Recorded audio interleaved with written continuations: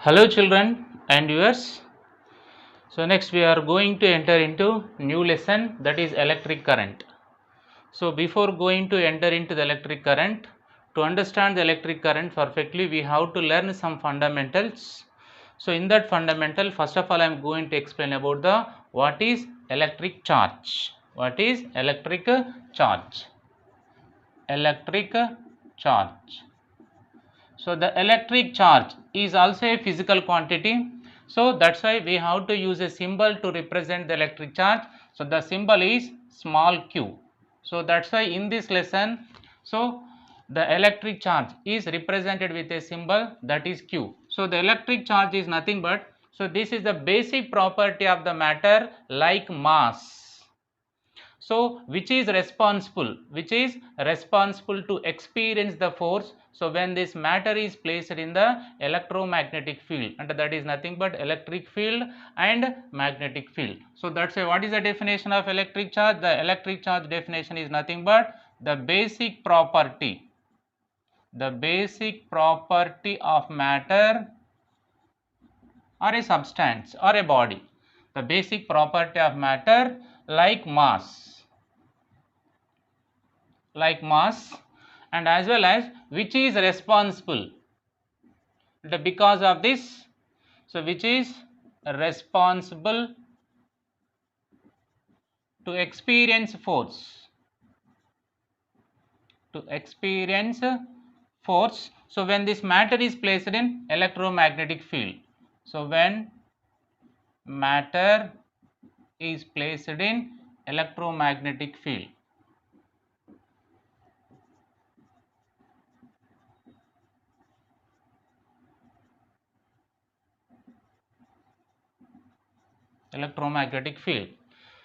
nothing but because of when the matter has some electric charge, then only the matter is placed in the electromagnetic field, it experiences the force. So and as well as this electric charge is also measured with some unit. So the mass is measured with kilogram, and nothing but the mass is measured in kilogram. In the same way, so the electric charge is also measured in coulomb. The coulomb is a scientist name. So the SI unit of electric charge is nothing but what? Coulomb. C, scientist name. Scientist units are always represented with capital letter. Here C is nothing but what? Coulomb, or otherwise it can be written as like that, Coulomb. And these electric charges are two types. Next, coming to the types of charges. So there are two types of charges are there. So one is the positive charge and second one is the negative charge. So one is the positive charge,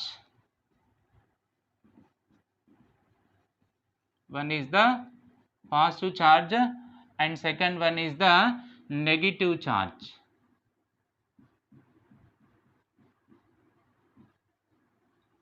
So generally the matter is made up of some fundamental particles like electron, proton and neutron. Electron has the negative charge and proton has the positive charge, and neutron has chargeless, and nothing but it is a neutral charge. It is a neutral particle.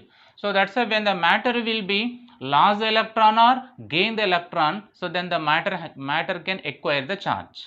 For example, if the electron will be lost, so in the matter what happened, the number of protons will be more and number of electrons will be less. So due to that matter or substance has the positive charge. So if it gains electron, so it will be have the negative charge. So when the body has the positive charge and negative charge, so if matter or body, so loses electron, so then what happened then? So in that matter the number of protons will be greater than the number of electrons. So due to it has a positive charge. So due to that it has positive charge.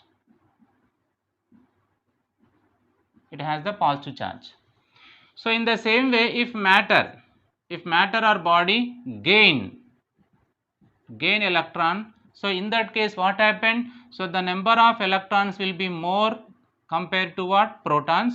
So due to it or due to that So that body అంటే nothing but it has negative charge.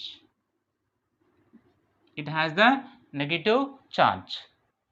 So in the same way, the amount of the positive charge or negative charge can be calculated with help of a formula. So that formula is nothing but Q equal to N into E. So Q is nothing but amount of charge, amount of electric charge. So the amount of electric charge can be calculated with help of a formula. The formula is N into E. So where N is nothing but the number of electron, E is nothing but electron charge. So where N is nothing but number of electrons, number of electrons. So E is nothing but what here? Electron charge. So basically the electron charge is nothing but 1.6 into 10 power minus 19 coulomb. So this is the charge of the electron. The charge of the electron is represented with letter E. So its value is 1.6 into 10 power minus 19 coulomb. It has a negative charge. It has the negative charge. So what its value? 1.6 into 10 power minus 19 coulomb. And this is the smallest charge exists in the universe. And as well as according to this formula, the charge is quantized. The charge is quantized, and nothing but every body has a charge. So like the multiples of electron charge, the multiple of what? Electron charge. So this is the smallest charge. For example, so 1 coulomb charge contain how many electron? A problem is given like this: 1 coulomb charge. Nothing but, so to constitute the 1 coulomb charge, how many electrons are required? Or 1 coulomb charge contain how many electrons? How many electrons? So if the problem is given 1 coulomb charge is contain how many electrons? So in this problem, so the charge is given. So the charge is nothing but 1 coulomb, and nothing but the charge is nothing but what? Represent with Q. Q is given. So that is how much? 1 coulomb. 1 coulomb. And we have to find the number of electrons. Number of electron, how many electron is nothing but what? N.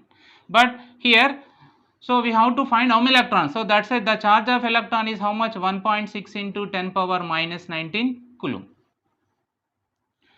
So that's why by using which formula? Q equal to Ne. So here Q is nothing but what? Charge. So what is the charge here? 1 coulomb.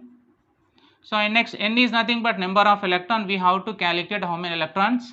So E is nothing but electron charge. What is electron charge? 1.6 into 10 power minus 19 coulomb. So this coulomb will be cancelled. Then so what is for N? N equal to 1 by 1.6 into 10 power minus 19. So when I bring this 10 power minus 19 to numerator, ante 10 power minus 19 ganaka meeru paiki teeskellaru anukondi numerator, then what happened? N equal to 10 power plus 19 by 1.6. Otherwise it is also written as N equal to 10 by 16. 10 by 16, and when the decimal, to remove the decimal point, so multiply and divide with 10. So then this 1.6 becomes 16. So 10 by 16 into 10 power 19. So when you divide with 10 with 16, you get the value N equal to 0.625 into 10 power 19. Or when I rearrange, and nothing but when I rearrange this value, so then N equal to 6.25 into 10 power 18. So that is nothing but to create the 1 coulomb charge, how many electrons are required? 6.25 into 10 power 8 electrons, are 0.625 into 10 power 19 electrons. So in this way, by using this Q equal to Ne, so we can calculate the amount of charge and as well as so number of electrons to constitute that charge. And coming to the charge density, the charge density is also represented with N letter, small n letter. Charge density is nothing but, so the number of electrons per unit volume, number of electrons per unit volume. The number of electrons per unit volume will be called as what? Charge density. So the charge density is different for different materials. So the copper charge density is different from aluminum, and aluminum charge density is different from iron. So the charge density formula is nothing but, so the charge density equal to, the formula is, charge density is nothing but, the formula is number of electrons, or number of charge carriers, number of charge carriers or number of charges by volume. So this is the formula for charge density. And next, coming to the types of matter or material, types of materials depending upon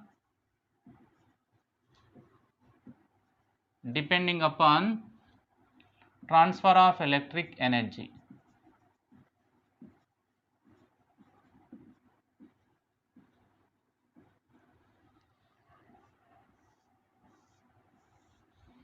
So next, coming to the types of material depending upon transfer of electrical energy. So there are three types of materials are there depending upon the transfer of electrical energy or electric energy. So they are nothing but the first one is the conductors. And second one is the insulators, and the third one is the semiconductors. So conductors, insulator and semiconductors. So these are the three different material depending upon what transfer of electrical energy or electric energy. So the conductors is nothing but the material so which can easily transfer the electrical energy from one place to other place, and as well as which contains a free electron. So that type of materials are called conductors. So what are the conductors? So the materials so which transfer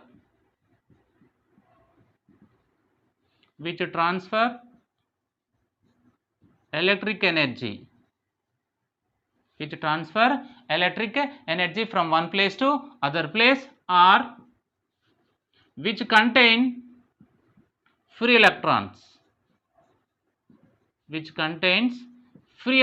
and nothing but so these are the electrons so that cannot be bond with the nucleus, so they are free. So that type of materials are called conductors. So example for the conductors are nothing but the metals like iron, copper, silver. So these are the definitions. This is about the definition of conductor and example. And next, coming to the insulator. The insulators are the material so which do not transfer electrical energy and as well as which do not contain the free electrons. So what is the insulator? So the materials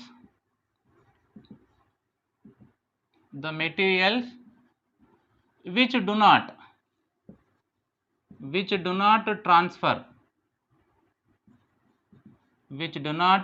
transfer electric energy or electrical energy, and as well as which does not contains the free electron or which do not contain free electrons.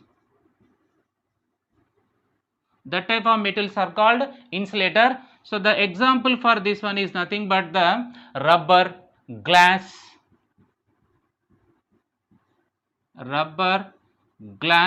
nylon wires. These are the example for which one? Insulator. And next, coming to the semiconductors. So these are the materials. In some cases they transfer the electrical energy, and some other cases they do not transfer the electrical energy. Sometimes, and in some cases they contain the free electrons, and sometimes they cannot contain the free electrons. So that's why they are called semiconductor. What are the semiconductors? The material which contain or which transfer electric energy in some cases. And nothing but so sometimes they behave like insulator, sometimes they behave like a conductors. So that's why these are called what? Semiconductors, or which contain electrons, free electrons,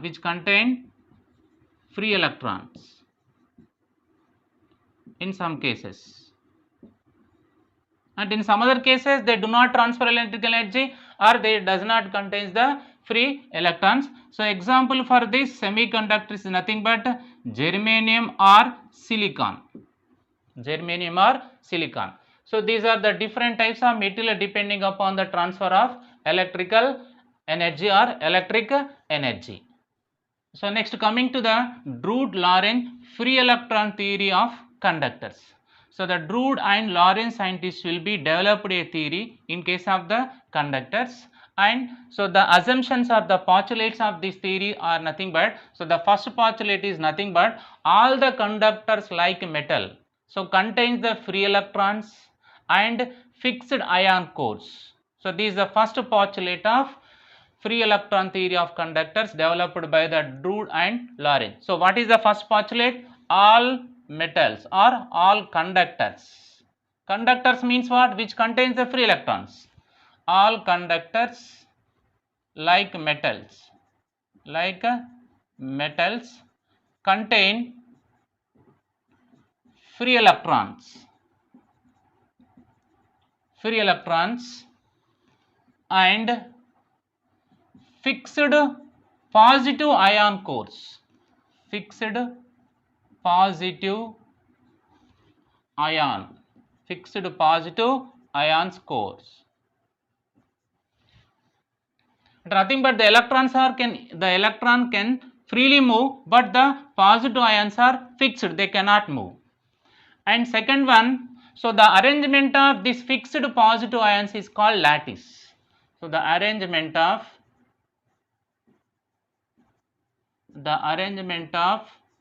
fixed positive ions is called lattice. And nothing but the arrangement of fixed positive ions is named as what? Lattice. So now in this lattice space, so they will be said that, so these free electrons can move in random, and nothing but they can move in any direction in this lattice volume or this around this fixed positive ions. So the free electrons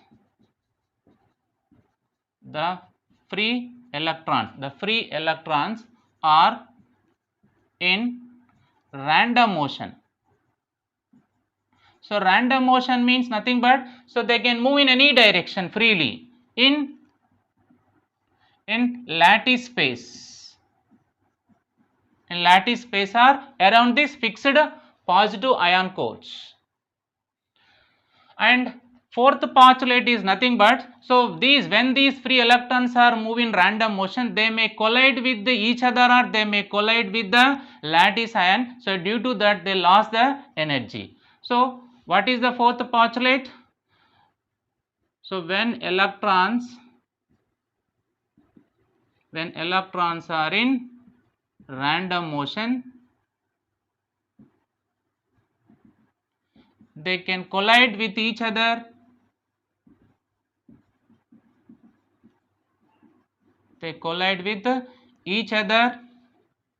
or collide with fixed ions. Due to that, what happened? They lost energy. So due to that they lost energy. So these are the main postulates of Drude-Lorentz free electron theory of conductor. For example, let us imagine, so this is a free conductor or open conductor. Next I am going to explain this free electron theory in case of open conductor. Let us imagine it is a open conductor, or in case of open conductors. So let us imagine it is an open conductor. Open conductor means what? So this conductor cannot be connected to battery. So it is free and the two ends are free.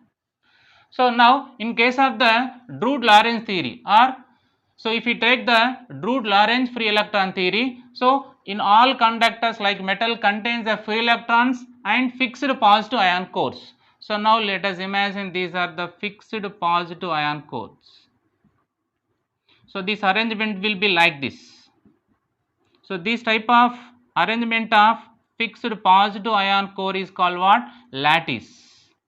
So this type of arrangement will be called as what? Lattice. ఇలాంటి pattern ఏమంటారు అంటే lattice అంటారు. So these are the fixed positive ions, they cannot move. But between these fixed ion cores, so what happened, the electrons are in random motion. The electrons, these are the this dotted, so these dotted points are called what? Electrons.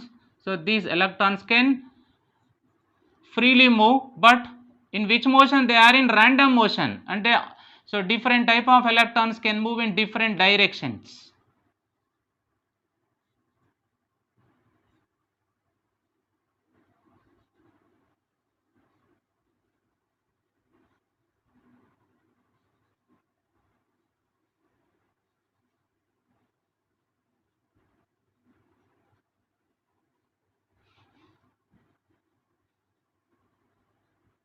So let us imagine, so these are the electrons, so they are freely move, so in the lattice space or in the positive ions place, sorry, around the this fixed positive ions. So they are, when they are moving, so they are which type of motion? In random motion. When they are moving, they collide with each other, and they also collide with this fixed ion cores. Due to that, they lost the energy. They lost the energy. So that's why if we take any cross section, for example, so this is a open conductor. In this open conductor, I am taking a cross section. So this is a cross section, and at any cross section, at any time, at any cross section, and at any time, at any time, at any cross section, at any time. So let us imagine this is a cross section inside the conductor. So due to this random motion, what happened? So if the how many electrons are moving from left to right. Let us imagine this is a left side and this is a right end, or this is a left hand and this is a right end. So if we take any cross section, so if the 3 electrons are moving from left to right, in the same way, so the 3 electrons is also can move from right to left. అంటే ఎన్ని electrons అనేవి మీకు left నుంచి రైట్కి move అవుతున్నాయో, so in the same way మళ్ళీ right నుంచి left కూడా అన్ని ఎలక్ట్రాన్స్ మూవ్ అవుతాయి. So due to that, so the net charge crossing the cross section become 0. అంటే ఫర్ ఎగ్జాంపుల్, సో మీకు 50 రూపీస్ వస్తున్నాయి, ఎట్ ద సేమ్ టైం మళ్ళీ 50 రూపీస్ మీరు వేరే వాళ్ళకి ఇస్తారు. అంటే what is the net amount you have? 0. 50 రూపాయలు మీకు వచ్చినాయి, మళ్ళీ వెంటనే వేరే వాళ్ళకి ఇచ్చారు, అంటే what is the net amount? ఈ 0. In the same way, how many electrons are crossing from left to right? The same number of electrons is also crossing from right to left is same. So due to that, the net charge will be 0. Due to that, the current will be 0 in case of the open conductors. And nothing but in case of open conductor, at any cross section, at any time, what happened? So number of electrons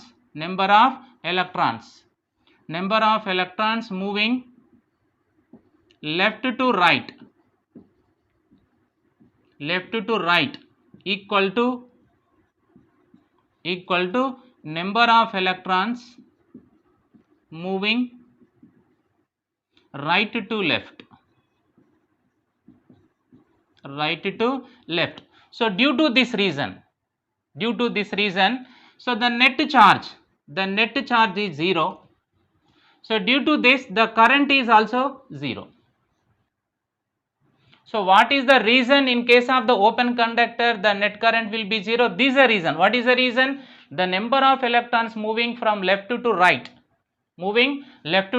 equal to the number of electrons moving right to left will be same. Due to that, the net charge will be 0. That's why the current will be 0. So this is explained by whom? So the Drude and Lorentz scientist. So this is about the free electron theory of conductors. So these are the important fundamentals to learn the electric current.